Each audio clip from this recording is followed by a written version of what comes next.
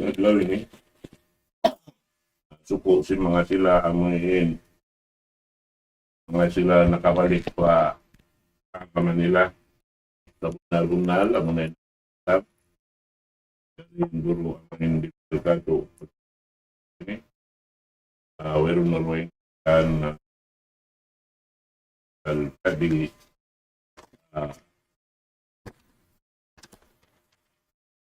Albani fali papadal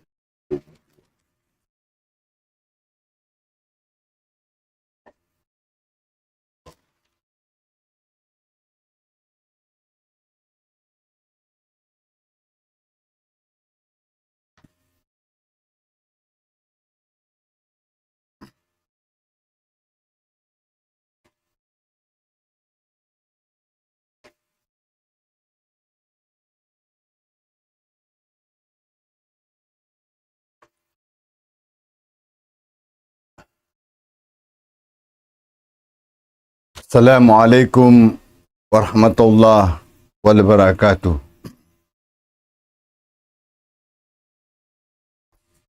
Rabbis sahri sadri wa yassirli amri walul uhdatan min lisani yafqahu qawli.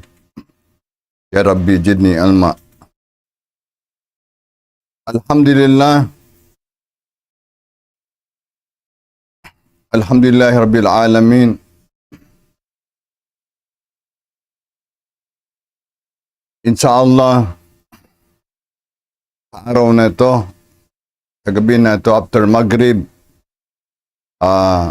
banggitin natin yung mga kalikasan ng Islam nung sa mga nababasa ko na kauna, sa 700 years mayroon ng Islam dito. Alhamdulillah, alhamdulillah nahmaduhu wa nasta'inu bih wa na'udzu billahi min sururi anfusina wa sayyiati a'malina. May yahdihillahu fala mudilla lahu wa may yudlil fala hadiya lahu. Asyhadu an la ilaha illallah wahdahu la syarika lahu wa asyhadu anna Muhammadan abduhu wa rasuluh. Qala Allah Subhanahu wa ta'ala, ya ayyuhalladzina amanu taqullaha ahaqqa tuqati wa la tamutunna illa wa antum muslimun. Alhamdulillah, sa magandang topic natin ngayon, alhamdulillah, ang sabi ng Allah Subhanahu wa ta'ala, A'udzu billahi minasy syaithanir rajim. Bismillahirrahmanirrahim. Ad'u ila sabili rabbika bil hikmati wal mau'idatil hasanah. Wajadilhum billati hiya ahsan. Inna rabbaka huwa a'lamu biman dalla an sabilih wa huwa a'lamu bil mu'tadin. So, alhamdulillah, yun ang basis ng ating pananalita ngayong gabi. Dahilan, tulad ng sinasabi ko, alhamdulillah, ang pinakamainam sa anumang bagay pinag-uusapan tungkol sa dunya at akhira, ang pinaka-the best foundation, ang salita ng Allah Subhanahu wa ta'ala. Dahilan, nakalipas na 14 centuries, wala pang naibago. So alhamdulillah, yung nababasa natin kanina lang, binanggit ko, alhamdulillah, yun ang pinakamainam sa pag-imbita ng tao sa kalooban ng Islam.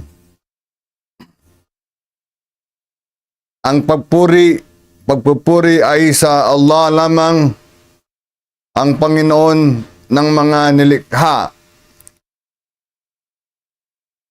Naway ang kapayapaan at ang pagpapala ay sumakanyang propeta na si Prophet Muhammad sallallahu alaihi wasallam. sa kanyang angkan at mga kasamahan at sa lahat ng tao tumatahak sa tamang landas hanggang sa huling araw. Alhamdulillah. So ngayon, alhamdulillah, ang correct term na ginagamit dapat ay pagbalik Islam. Pagbalik Islam, ito ay isang paanyaya na may malalim na kahulugan. Pagbalik Islam. Paanyayang salita ng Allah subhanahu wa ta'ala. Paanyayang ginagamit ng isang Muslim upang hikayatin ang tao sa pagbalik Islam sa tunay na relihiyon na ibinigay sa atin ng Allah subhanahu wa ta'ala. Ang Allah ang nagwika sa banal na Quran na nababasa natin kanina, anyayahin ang sangkatahuan sa landas ng inyong Panginoon sa Islam at kanyang landas sa landas ng Allah subhanahu wa ta'ala, at siya ang higit na magkakabatid ang sino ang mga panutbayan sa Islam. Alhamdulillah.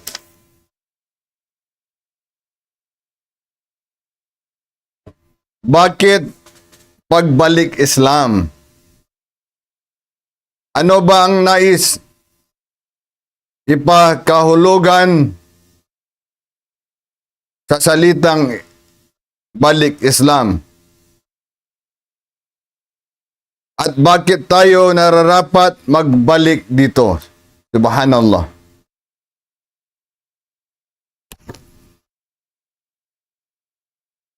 Alhamdulillah, dalawang dahilan kung bakit tayo magbalik Islam. Ang una, sapagkat ito ang tanging relihiyon na ibinigay ng Diyos sa lahat ng kanyang nilikha. Ipangalawa, sapagkat ito rin ang unang relihiyon na sinusunod na mga unang propeta. Yung mga propeta, 25 of them pinangalanan sa Quran, at alhamdulillah sa mga ninunong Pilipino, tayo, alhamdulillah, mga Pilipino, considering for the meantime na Pilipino tayo, although alhamdulillah tayo ay Bangsamoro. Bago pa dumating ang mga Kastila at Kristiyano dito sa Pilipinas. So alam natin, ang unang reliyon na establish dito alinsunod sa mga history na akin na encounter na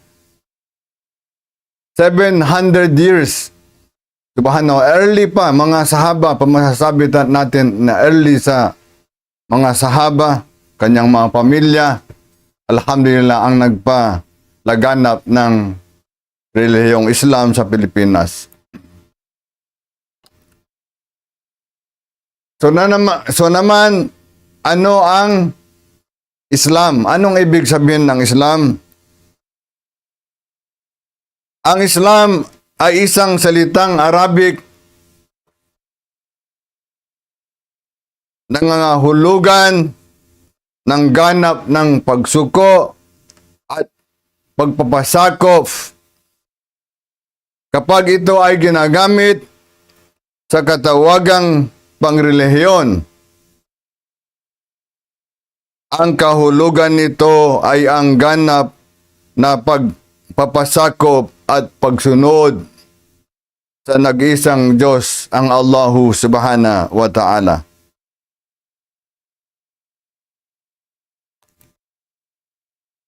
Ang salitang Islam ay nagmula sa salitang salam, sulum, yung sa panahon ni Jesus Christ. Tandaan niyo yan, sulum. Ang yung sister dialect ng Arabic. Na ang kahulugan ay kapayapaan. Salam, kapayapaan. Alhamdulillah, hindi gera. Ang sinumang ganap na nagpasakop at tumatalima sa utos ng Allahu Subhanahu wa Ta'ala ay tumatanggap mula sa Kanya ng tunay na kapayapaan. Alhamdulillah.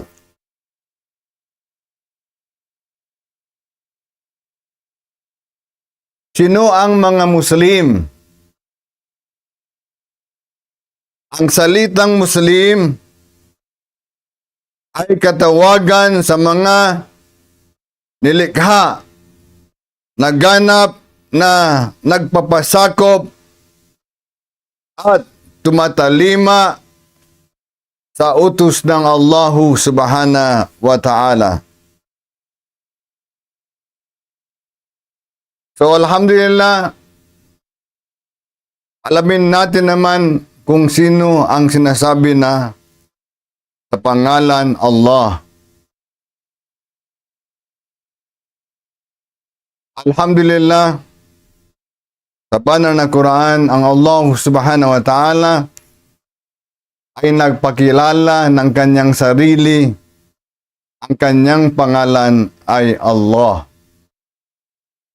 Ang sabi sa Suratul Taha, kung pag hindi ako magkamali, alhamdulillah, sabi ng Allah Subhanahu wa Ta'ala, innani anallah, la ilaha illallah fa'budni wa aqamus salat. So ang sabi ng Allah Subhanahu wa Ta'ala, ako ang Allah. Ang kanyang pangalan ay Allah Subhanahu wa Ta'ala at wala tayong dapat nasasambahin maliban sa kanya lamang. Alhamdulillah. Ang Allah, ang siyang tunay at tanging Diyos na tagapaglikha. Siya ay walang anak, hindi siya pinanganak, at siya ay walang katulad. Siya ay hindi lamang Diyos ng mga Muslim o ng isang tribo o pangkat ng tao. Bagkus siya ang Diyos ng lahat at siya lamang ang karapat-dapat sambahin at wala ng iba. Siya lamang ang sinasamba ng lahat ng mga propeta. Simula pa kay Adam a.s. ang unang tao na likha ng Allah Subhanahu wa Ta'ala. At siyang alhamdulillah na kung saan tayo ay dumadami dito sa mundo, lalaki man at babae. Subhanallah. So makikita natin din ang Allah Subhanahu wa Ta'ala sa meaning ng binanggit ko kanina sa Bismillahirrahmanirrahim. Sabi ng Allah, Kul huwallahu ahad, Allahus samad, lam yalid, walam yulad, walam yakul lahu kufuwan ahad. So ang Allah ay maliwanag, nagpahayag ng kanyang sarili ng sumusunod. Sabi ng Allah Subhanahu wa Ta'ala sa Ayatul Kursi, Allahu la ilaha illa Allahu la ilaha illa huwal hayyul qayyum. La ta'khudhuhu sinatu wa la nawm. Lahu ma fis samawati wa ma fil ard. Man dhal ladzi yasfahu indahu illa bi idnihi. Ya'lamu ma baina aydihim wa ma khalfahum wa la yuhituna bi syai'in min ilmihi illa bima syaa. Awasya kursiyu samawati wal ard wa la ya'udhuhu ifduhuma wa huwal aliyyul azim.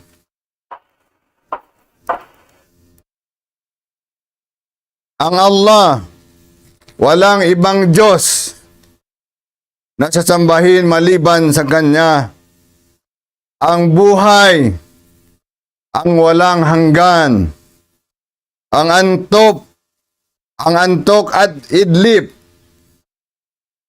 ay di makapangyayari sa Kanya.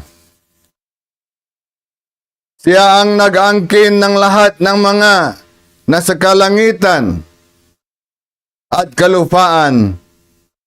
Sinubaga kaya ang mamagitan sa Kanya malibang Kanyang pahintulutan.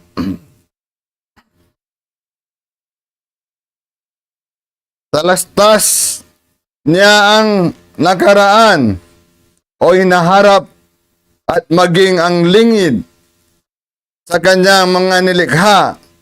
Walang makaabot sa Kanyang kaalaman maliban sa Kanyang naisin. Ang Kanyang kaharian ay abot ang mga kalangitan at kalupaan at siya ay hindi nakadarama ng kapaguran sa pagpapanatili sa kanila sapagkat siya ang kataas-taasan, ang kabanalan, subhanallah. So, subhanallah, ang Diyos, ang Allah, dapat ganyan. Hindi kumakain, hindi magpasuso o magkakailangan tulad ng naramdaman ng tao. So, tulad ng sinasabi ko nung una, kapag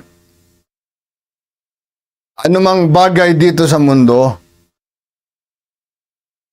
kapag mali ang solusyon, kahit maabutan na tayo ng kamatayan, hindi din tayo magkabalik sa tunay na landas na nagustuhan ng Allah subhanahu wa ta'ala. Kaya alhamdulillah, walang sa 25 prophets na nilikha ng Allah subhanahu wa ta'ala nag-angkin ng kanilang sarili bilang Panginoon. So, ang mali, tayo ang mga sila nagkamali dahilan ang gusto nila silang mag-apuin ng kanilang Diyos. Kaya, subhanallah, wala man kahit sino man sa 25 prophets na tumanggap ng kanyang ganyan na katulad sa Allah subhanahu wa ta'ala na nababanggit sa Ayatul Kursi. Alhamdulillahirabbil alamin.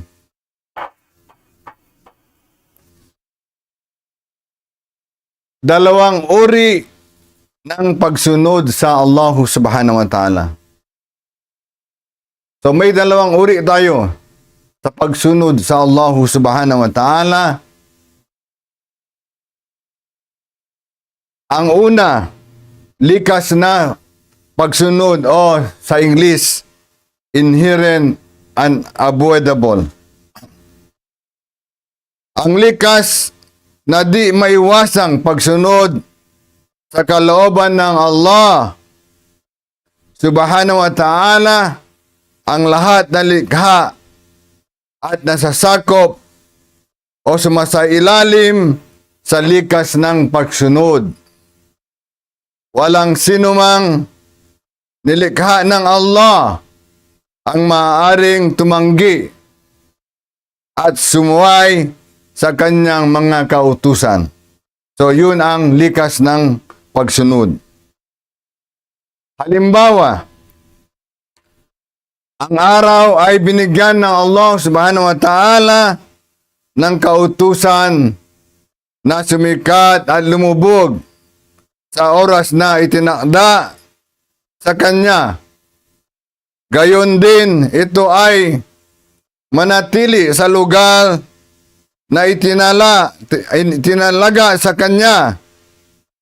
Ito ay hindi dapat lumapit o lumayo higit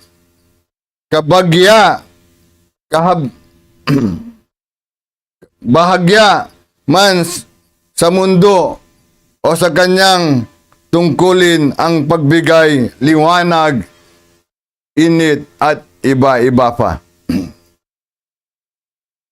At dahil dito ang araw ay nasasakop sa tinatawag na likas ng pagsunod, sapagkat kanya lamang ginagampanan ang kautusang ito ng Allah Subhanahu wa Ta'ala, ang walang pagsuway mula pa nang ito ay likhain.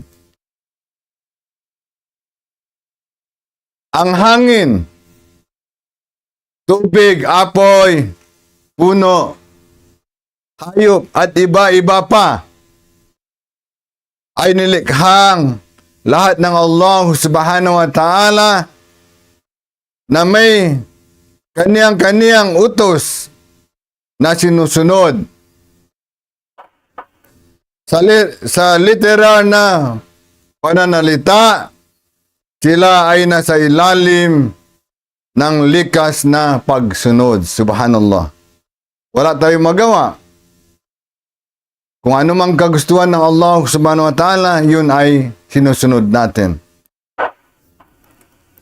Ganon din naman, sila ay literal ding matatawag na mga Muslim. Yung mga yon na binanggit natin, sila ay mga Muslim, mga kapatid. Sapagkat ang Muslim ay yaong sumusunod sa utos ng Allah Subhanahu wa Ta'ala at lubusang nagpapasakop sa sumusunod na walang pasubali sa mga batas ng Allah Subhanahu wa Ta'ala at tanging siya lamang ang pinag-ukulan ng pagsamba.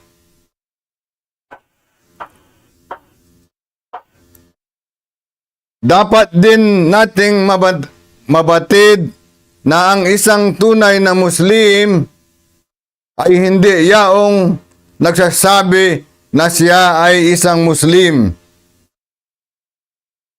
o ipinanganak sa bansang Muslim o dito sa Mindanao o kahit saan, alhamdulillah. At hindi rin yaong mga tao na ang mga magulang ay Muslim. Hindi ito ang pagkakakilanlan sa isang tunay na Muslim. Alhamdulillah. So dapat ang isang Muslim ay sumusunod at tumatalima sa kagustuhan ng Allah Subhanahu wa Ta'ala. So, ang pangalawang uri ng yung pagsunod sa Diyos, kusang loob na pagsunod o sa salitang English, willful obedience. Ang kusang loob na pagsunod, willful obedience, nang nilikha sa mga kautusan ng Allah ay pagsunod ng may pagpapasya, maaari niyang itong sunduin o hindi. So may freedom ang tao. Pag gusto niya o hindi niya gusto, bahala na siya. Siya ay may layang magpasya ayon sa kanyang naisin. May dalawang uri sa mga nilikha ng Allah subhanahu wa ta'ala. Ang pinagkalooban niya ng layang pumili at magpasya ayon sa kanilang sariling kautusan. Ito na ay ang mga jins at ang mga tao, subhanallah. Ang sumunod ng kusa sa mga kautusan ng Allah subhanahu wa ta'ala ang matatawag na Muslim. Muslim sa diwa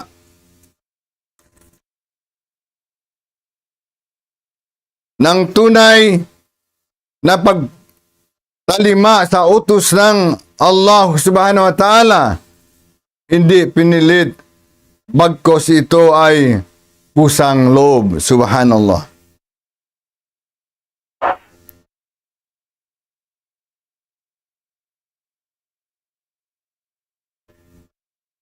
So, alhamdulillah, sa unang introduction ko na maliwanag na tinalakay ko na tayo ay dapat magbalik Islam. Sapagkat ito ang relihiyon ng lahat ng mga nilikha ng Allah subhanahu wa ta'ala.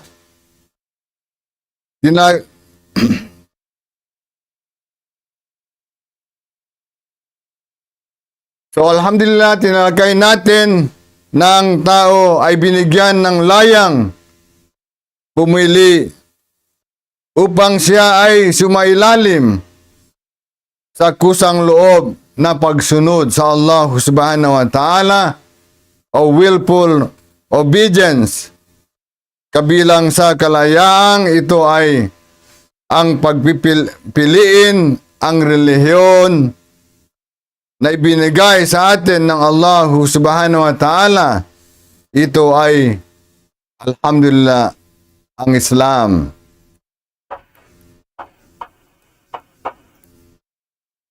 So alhamdulillah, gusto ko lang banggitin ang kasaysayan ng Islam noong sa panahon bago dumating ang mga nananakop, mga Kastila at mga iba-iba pang tao, yung mga satanic forces na kumbaga ang kanilang buhay ay sumusunod kay Tagut.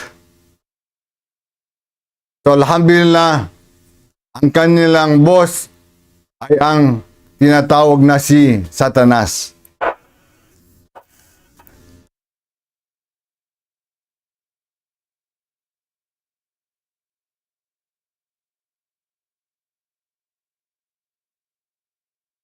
Bago pa dumating sa Pilipinas ang iba't ibang ara tungkol sa pananampalataya, likas na sa ating mga inunong Pilipino ang sumamba sa Diyos.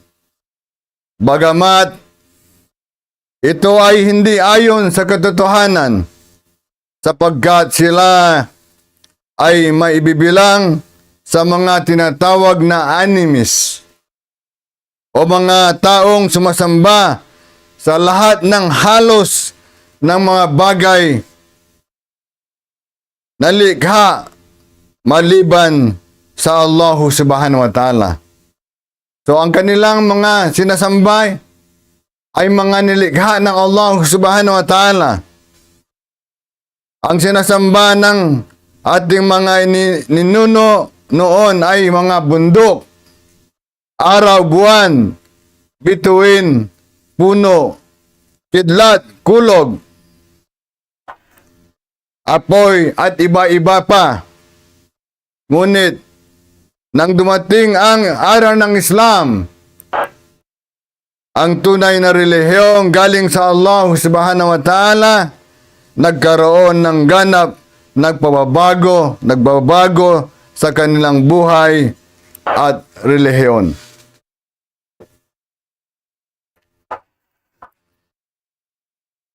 Naitatag nila ang isang pamayanang Muslim, ngunit ito'y hindi nagtagal nang dumating ang mga dayuhan Kastila sa bansang Pilipinas.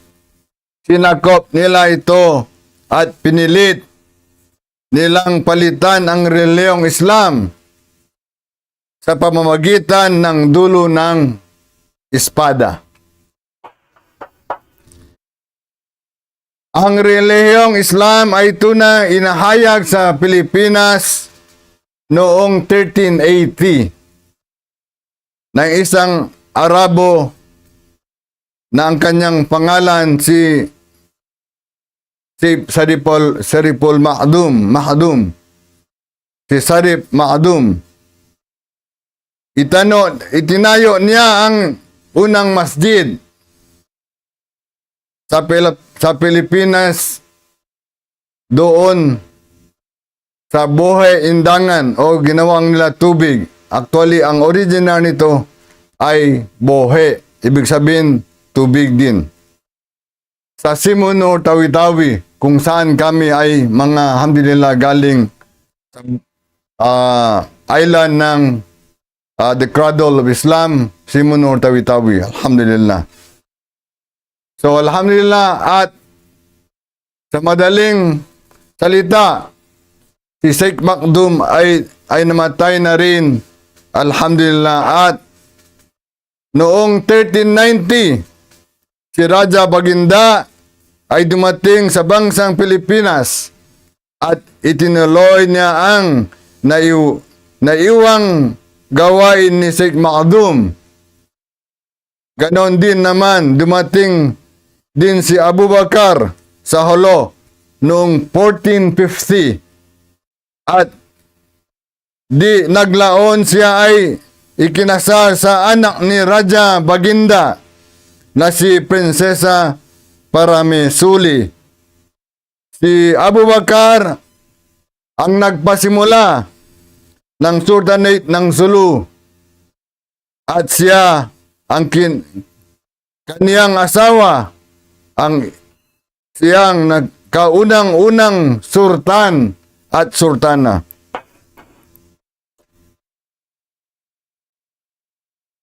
Matapos may tatag ang relihiyong Islam sa Sulu, ang mga Muslim ay kumilos patungong Mindanao sa pamumuno ni Sarip Kabungsuhan. Sila ay dumaong sa Maguindanao, ngayon ay Cotabato na, noong 1475 at naglaon siya ay ikinasal kay Prinsesa Tunina. Sila ang unang sultan at sultana sa Maguindanao.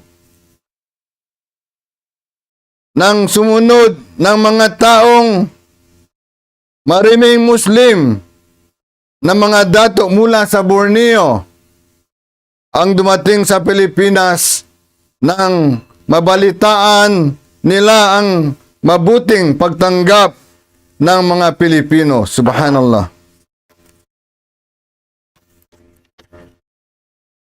Ang 10 dato na galing sa Borneo ay dumaong sa Panay. Ang datong ito ay sina Dato Puti, Dato Sumakwel, Bangkaya, Dumangsol, Payburong, Padahinog, Obay, Dumagsil, Dumalogdog, at Valenzuela. Ngayon ay pinangalan na Valenzuela.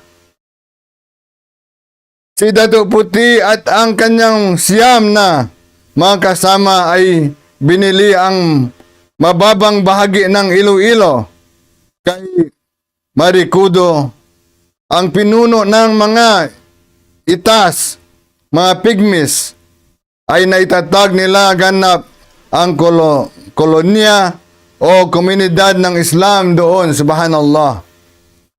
Nang ang komunidad Islam ng mga bago ng taga Borneo ay ganap na naitatag sa Panay. Si Dato' Puti, Dato' Valenzuela at Dumagsil ay naglayag patungo norte at sila ay dumaong sa Batangas. Itinatatag ni Dato' Valenzuela at Dato' Dumagsil ang kanilang komunidad doon sa Batangas, subalit si Dato' Puti ay bumalik sa Borneo at bumagtas sa Mindoro at Palawan. Nang sumapit siya sa Borneo ay binalita niya ang kanilang naging karanasan. Bunga nito, higit na marami pang mga taga Borneo ang naakit na magpunta sa atin dito sa Pilipinas. Sa Maharlika pala. Ang unang pangalan din ng Pilipinas ay Mahardika. Kaya wag natin kalimutan ang Mahardika. So alhamdulillah, dahilan sa may iksilang oras natin, alhamdulillah Rabbil Alamin, panalangin sa Allah subhanahu wa ta'ala. Alhamdulillah. Allahumma ij'al istima'ana hada istima'an marhuma wala tafarrukana ba'dahu tafarrukan ma'suma wala taj'al fina sakiyan wala marhuma. Allahumma a'izal islama wal muslimin wa adila sirka wal musyrikin wal kufra wal kafirin wa dammir ad-din waj'al hada balada aminan mutmainna raka'an wa sa'iral biladil muslimin birahmatika ya arhamar rahimin. Rabbana ighfir lana junubana wa li ikhwanina alladhina sabaquna bil iman wa la taj'al fi qulubina ghillan lil ladzina amanu Rabbana innaka raufur rahim. Rabbana afrigh alaina sabran wa thabbit ahdamana wansuna alal qaumil kafirin wansuna alal qaumil munafikin wansuna alal qaumil zalimin wansuna alal qaumil muhtadi ya Allah ya rabbal alamin. Rabbana hablana min azwajina wa dhurriyyatina qurrata ayunin waj'al lil muttaqina imama. Rabbana atina fid dunya hasana wa fil akhirati hasana wa qina adzaban nar wa adkhilna jannata mal abrar ya aziz ya ghaffar ya rabbal alamin. Da'wahum fiha salamun wa akhiru da'wana anil hamdulillahi rabbil alamin. Wassalamu alaikum warahmatullahi ta'ala wal barakatuh.